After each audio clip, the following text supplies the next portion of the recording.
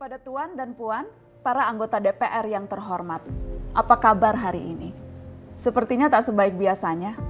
Sama, di sini pun begitu. Kita semua memang sedang diuji. Hidup memang tak selalu baik, kan? Seperti kami-kami ini, Tuan dan Puan juga mungkin lebih banyak bekerja di rumah.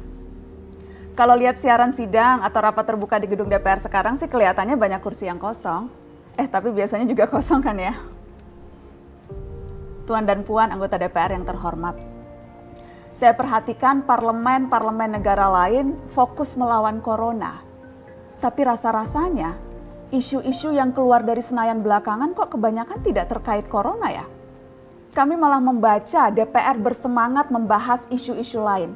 Contohnya, rancangan Undang-Undang Cipta Kerja yang banyak ditolak karena dinilai mementingkan kepentingan investor di atas kebutuhan pekerja. Presiden Jokowi pekan lalu sempat menyatakan pemerintah dan DPR menunda pembahasan salah satu klaster di rancangan undang-undang itu, klaster ketenagakerjaan. Ini untuk memberi kesempatan mendalami substansi dan mendapat masukan dari banyak pihak.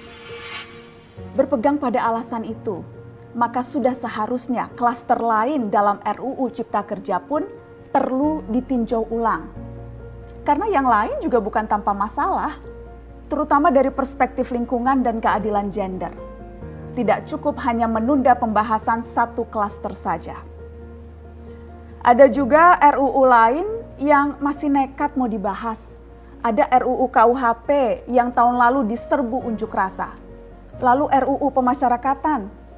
Ada koruptor yang sudah ngebet pengen bebas kah? Apa kabar Pak Yasona? Terus terang saja, membahas undang-undang yang menyangkut hajat hidup orang banyak di masa seperti sekarang ini terlalu mengundang curiga. Gara-gara pandemi yang pada jatuh cinta saja berani menunda nikah loh. Ini kok DPR buru-buru banget kayak lagi kejar setoran?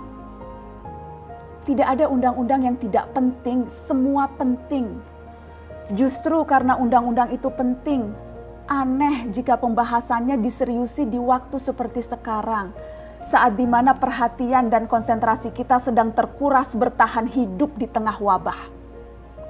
Produk hukumnya pun berpotensi cacat bila tidak memenuhi ketentuan dan rasanya belum ada aturan pembahasan RUU secara virtual. Jika ngotot menuntaskan Omnibus Law atau RUU KUHP atau RUU pemasyarakatan, jangan salahkan jika ada yang menilai DPR tidak menjadikan perang melawan corona sebagai prioritas.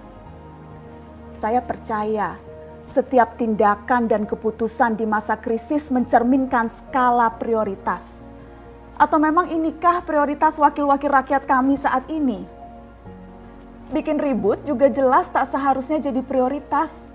Satgas COVID-19 DPR kemarin dikabarkan mengimpor jamu ilegal dari Tiongkok secara besar-besaran untuk pasien positif virus corona. Satgas kemudian membantah itu, katanya ini diproduksi di Jakarta dan merupakan sumbangan Wakil Ketua DPR RI Sufmi Dasko yang akan dibagikan gratis ke berbagai rumah sakit. Kemudian dikabarkan juga jamunya mengandung bahan berbahaya dan belum terbukti klinis.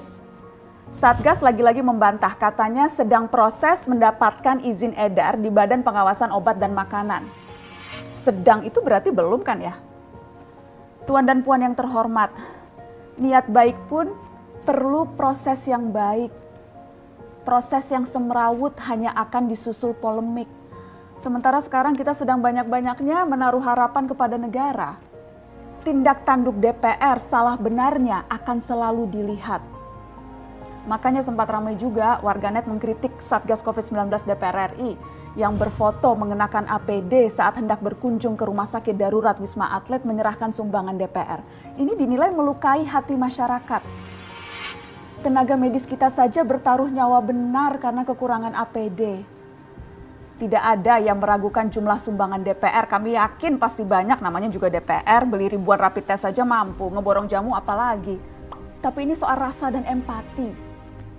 Kecuali ya, kalau yang dipakai anggota DPR itu APD yang lain, alat pelindung dewan. Salam hormat dari kami yang kalian wakili.